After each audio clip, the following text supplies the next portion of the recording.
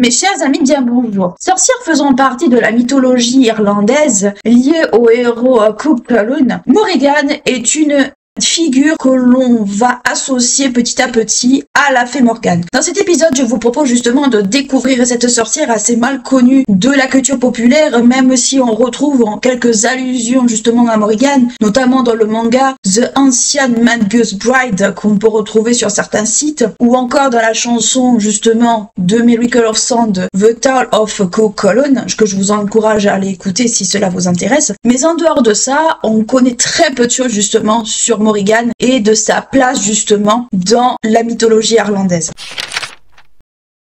Morrigan ou Morrigan Morrigu est une déesse celtique irlandaise de la fertilité, de la guerre, de la souveraineté quand elle est reliée au roi et de la mort. Concernant l'étymologie du nom même de Morrigan, les spécialistes se penchent sur trois hypothèses plausibles, à savoir que Morrigan pourrait signifier grande reine, reine des mers ou encore reine des fantômes. Morrigan a également pour attribut principal la louve et la corneille qu'elle partage avec d'autres divinités, également en lien avec la guerre. Morrigan est également représentée sous de multiples formes, que ce soit des formes plutôt humaines entre guillemets ou des formes également animales. En effet, dans certaines versions, on la décrit comme étant soit comme une femme magnifique ou alors comme une vieille femme plutôt laide avec un rire assez affreux, ou encore on la décrit également lorsqu'on la voit sur les champs de bataille comme une jeune femme très belle avec des sourcils roux sur un char tiré par un cheval à une seule patte,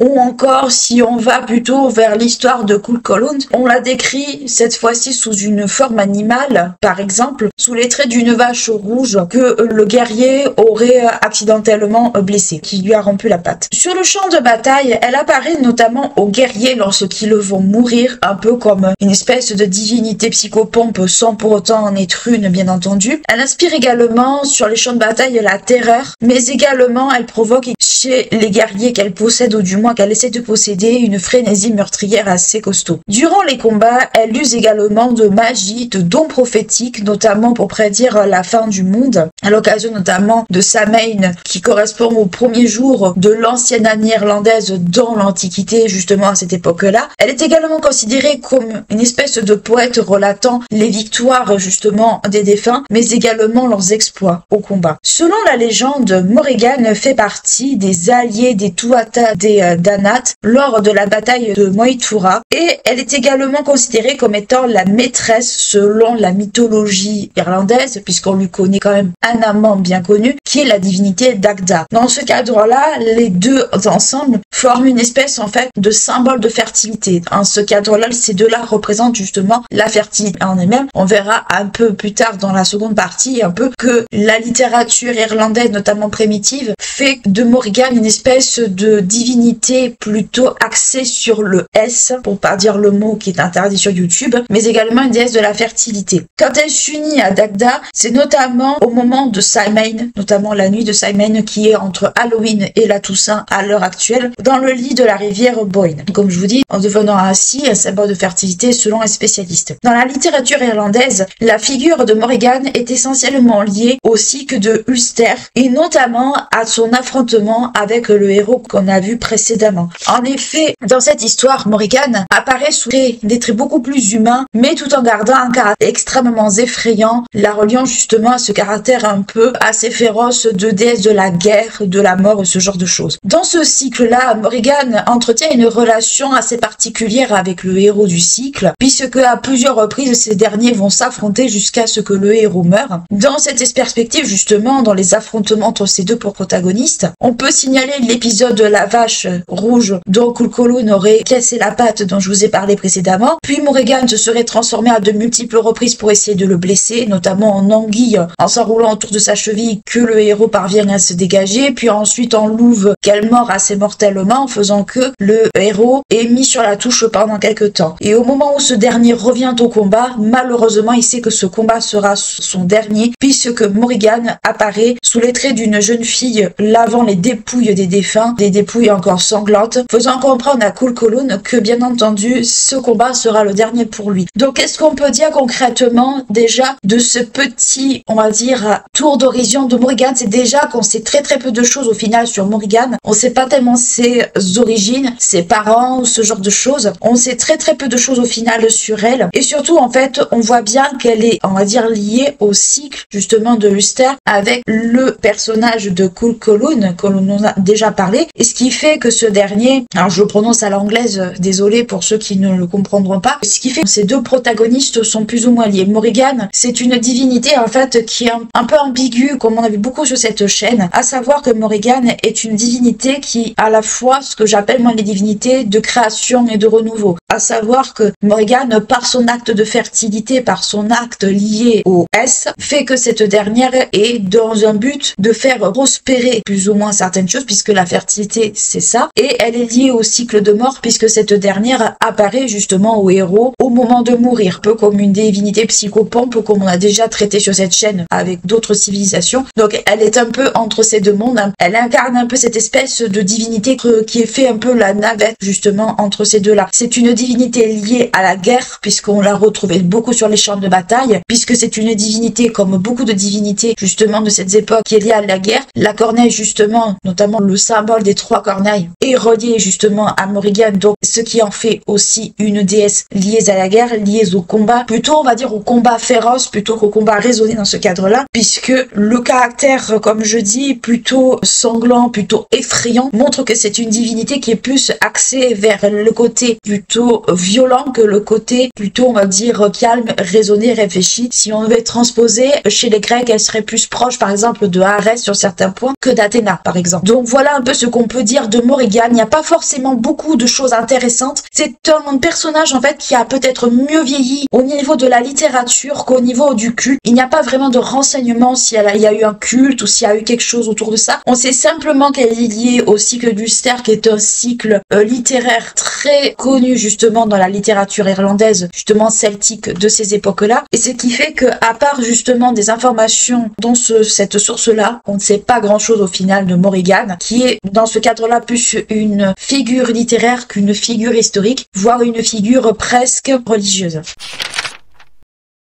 Durant l'histoire, de nombreux auteurs ont écrit sur la place et l'évolution de Morrigan. En tant que déesse de la guerre et de la fertilité, elle occupe un rôle essentiel dans la littérature irlandaise depuis des temps anciens. Dans ce cadre, du moins dans le cadre de cette fameuse littérature, les femmes ont un rôle de premier plan et un rôle très important concernant le monde surnaturel, tout ce qui est autour de la magie ou ce genre de choses. Concernant le rôle des déesses comme Morrigan et bien d'autres, on constate quelques changements selon les récits et les rôles également que la société irlandaise leur attribue, ainsi que les conventions littéraires qu'on impose, mais aussi les influences également du moment. Dans la littérature primitive irlandaise, Morrigan est toujours considérée comme une déesse de la guerre, mais également une déesse du S et de la fertilité, alors que dans la littérature anglo-irlandaise, donc au moment où les Anglais arrivent sur l'île d'Irlande, elle est privée justement de sa fonction S. Donc quelque part, on a essayé de faire en sorte que l'image de Morrigan dans ces textes, chez les auteurs justement de ces époques, soit quelque peu modifiée pour rentrer peut-être un peu plus dans les bonnes mœurs, peut-être rentrer un peu plus dans une influence justement qui était présente chez les Anglais à ce moment-là et pas tellement chez les Irlandais, ce qui fait que les récits et la littérature irlandaise avant la colonisation en fait des Irlandais, les Anglais, fait que en fait il y a une espèce d'adaptation, voire que certaines déesses ont une image autre, ont une signification autre, faisant que on dévie un petit peu de ce qu'elles étaient initialement. De plus, avec l'arrivée du christianisme, influence également la littérature irlandaise primitive et dans les pratiques religieuses justement qui étaient déjà en place avant la christianisation, on constate justement une modification de ces dernières, mais également de la littérature. Certaines déesses ne sont plus vénérées et les récits justement qui avaient un but un peu religieux pour glorifier certainement les divinités, au final ne sont plus exactement ce qu'elles sont et ce qui fait qu'ils n'ont plus vocation justement d'être au service de la religion irlandaise celtique de l'époque. Comme je vous l'expliquais, certaines déesses voient avec justement ces différentes influences, ces différents, on va dire, contacts, leur rôle quelque peu changer et leurs visions également. Certaines deviennent des reines pseudo-historiques, voire des saintes, des fées, comme par exemple la fée Morgane, qui est une espèce de dérivé de Morrigan par la suite, des reines du site folklorique irlandais, et bien d'autres choses. Donc en fait, certaines déesses celtiques de cette époque sont toujours présentes, seulement on en donne une vision tout autre et on en fait quelque chose d'un peu différent. Toutefois, Morrigan ne subit pas tellement de modifications puisqu'elle garde sa fonction de déesse dans la littérature principalement, mais tous ces changements sont dus notamment à des modifications, à des changements même dans la tradition irlandaise, mais également des changements de statut de l'Irlande, du statut politique, de statut territoriaux, mais également de son évolution au niveau de sa langue, puisque l'irlandais propre va commencer à se teinter petit à petit d'anglicisme et l'anglais va prendre un peu plus d'ampleur. Dans une autre dimension, Morrigan est alors associé à la souveraineté. En effet, dans les récits irlandais du Moyen-Âge, Morrigan est associé à la souveraineté par rapport au roi et pas par rapport à autre chose. Dans les textes,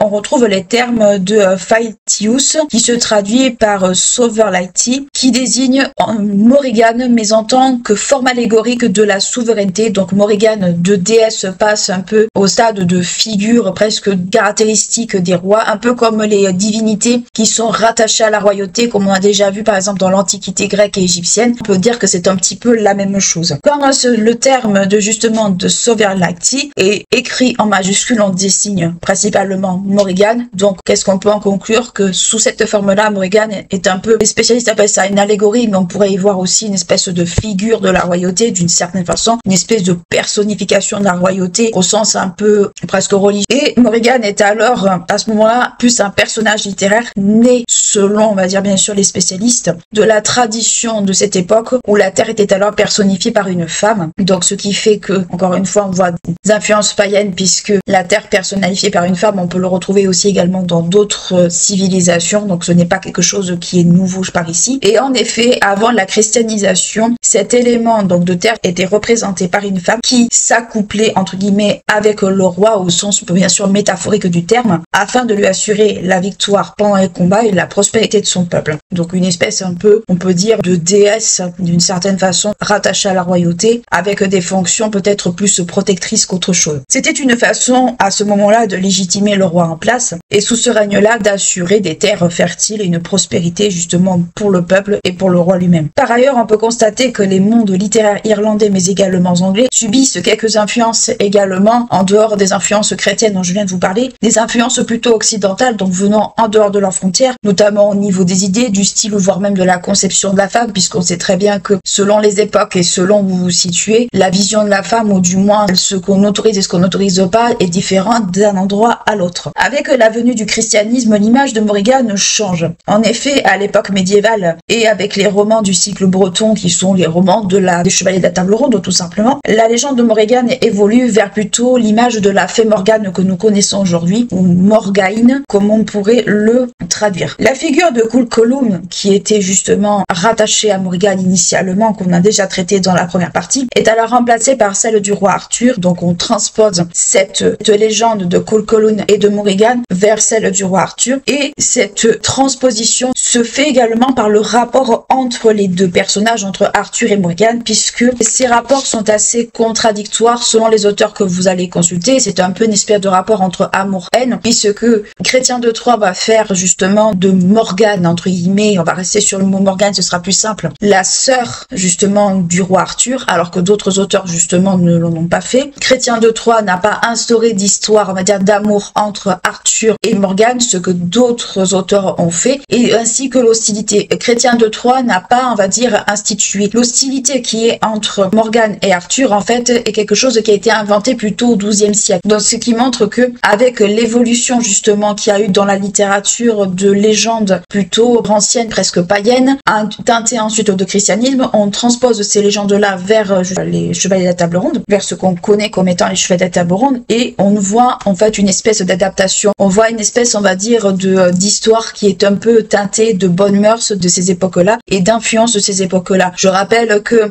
tout ce qui est autour du conte du Graal, de ce qui est autour de Lancelot et tout ça, c'est teinté d'amour courtois, c'est teinté de beaucoup de choses. De ce qui fait que d'une légende plutôt guerrière qui était celle de Cúl Chulainn et celle qui tourne autour du roi Arthur, c'est un petit peu différent, même s'il y a un côté un peu guerrier, un peu côté quête, d'héroïsme. Du côté Arthur, ça se teinte plus, on va dire, d'amour, un côté fleurette. presque, si on peut dire ça comme ça. Dans les textes médiévaux, justement, qui montrent un peu cette contradiction, comme je vous l'ai expliqué, on peut citer les textes de Laïmon, dont le texte brut, qui est un des textes les plus anciens par rapport justement à la relation entre Morgane et Arthur. Dans ce texte-là, la fée Morgane est plutôt dans un esprit plutôt de care, dans un esprit plutôt de soin de Arthur, notamment par rapport au voyage Arthur fait à Balonne avec la fée. Il n'y a pas de relation amoureuse, il n'y a rien de tout ça, il n'y a rien du tout, alors que chez les auteurs post-chrétiens de Troyes, il y a plus ce genre de choses. Donc, ce qui fait que bon, c'est un petit peu, c'est différent. Disons que il y a une ambiguïté quand même qui est là, et c'est une ambiguïté qui d'un auteur à l'autre en fait se contredisent énormément. Dans ces textes, comme je dis, on peut voir les différentes approches entre les deux personnages, du moins les différentes approches que les auteurs ont fait de ces deux personnages, à savoir de Morgane et de Arthur, avec d'un côté une Morgane qui cherche à faire périr Arthur parce qu'elle est amoureuse de lui, mais lui la délaisse au bout d'un certain temps, et à Arthur qui est plus concentré sur les exploits héroïques, presque, on va dire, chevalier plutôt qu'autre chose. Donc en fait, c'est, on va dire, pas très loin de la légende de base, mais il y a quand même des choses, voilà, qui au fil du temps, avec différentes influences, ont quelque peu évolué. Donc qu'est-ce qu'on peut dire concrètement? C'est comme je vous l'ai dit, comme j'ai du moins pu essayer de vous expliquer, on va en démêler, c'est qu'en fait, ce qui a fait que la figure de Morrigan, sous les traits de la fée Morgane par la suite, a pu perdurer, c'est la littérature. Les différentes évolutions en fait de la littérature, avec les différentes influences qui a été fait. Puisqu'on voit qu'avec les influences chrétiennes, les influences occidentales, certaines images en fait ont plus ou moins évolué, que les invasions également ont apporté également leur lot d'influence, et que certaines déesses ou certaines divinités ont vu leur rôle quelque peu changer. Donc Morrigan n'a pas fait partie de ces changements, du moins l'image telle que les textes nous en véhiculent n'a pas tellement changé. Elle a plutôt été épargnée à ce niveau-là, ce qui fait que sa figure a perduré, mais elle a perduré d'une autre façon. Donc Morrigan, plus qu'une figure religieuse avant toute chose, c'est devenu plutôt une figure littéraire. C'est la littérature qui fait que cette divinité, cette sorcière, puisqu'on en fait une sorcière par la suite, a pu, on va dire, continuer à être plus ou moins connue et a pu continuer à traverser les âges dès des époques déjà bien reculées de l'époque médiévale, mais